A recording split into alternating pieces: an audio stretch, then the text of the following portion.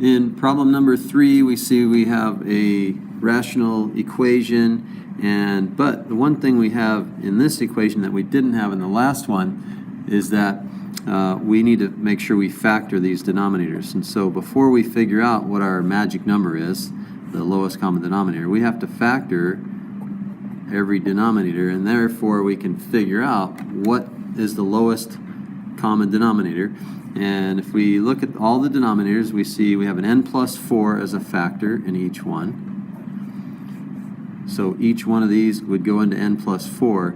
And then, though, we have this other factor of n. So n also needs to be included in our lowest common denominator. That way, when we multiply the lowest common denominator by all these fractions, every single one of the denominators would divide evenly into that lowest common denominator. So I'm going to go ahead and skip one step that I didn't do in the last problem, but I'll explain that in a second. And remember, the two things we have to remember are the extraneous solution and the magic number. Well, the extraneous solution, I put that line in the wrong place, sorry.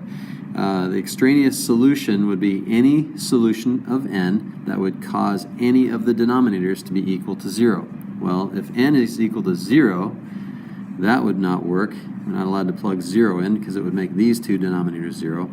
And as you can see, if you set n plus 4 equal to 0, then you would get negative 4 also as a possible solution you might get down here somewhere that wouldn't work in any one of these fractions. And so if we need to beware that if we get 0 or negative 4, those are extraneous or extra solutions that are not allowed to be solutions. They would not make this equation true.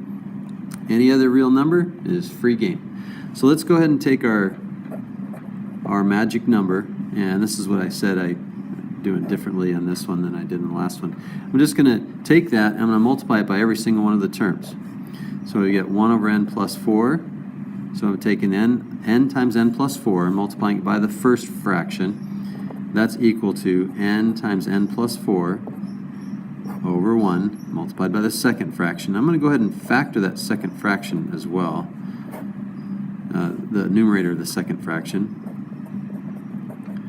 And then I also have that n times n plus 4 all over 1 multiplied by the third fraction.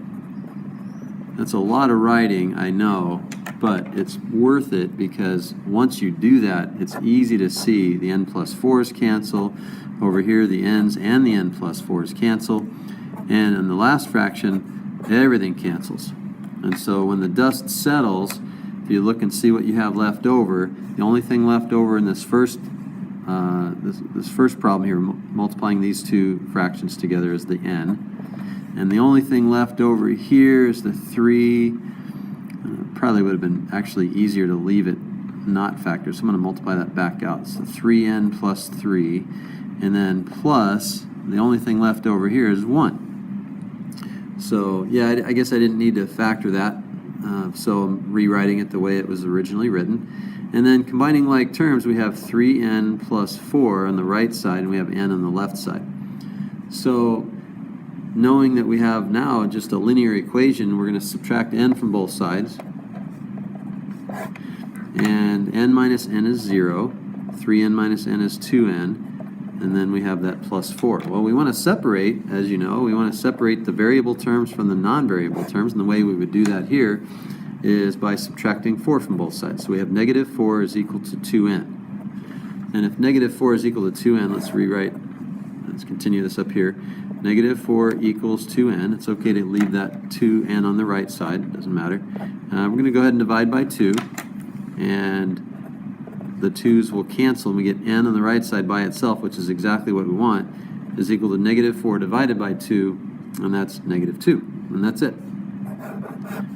I guess I say that's it, but we always want to make sure we look up there at our extraneous solutions list of numbers that could possibly cause problems.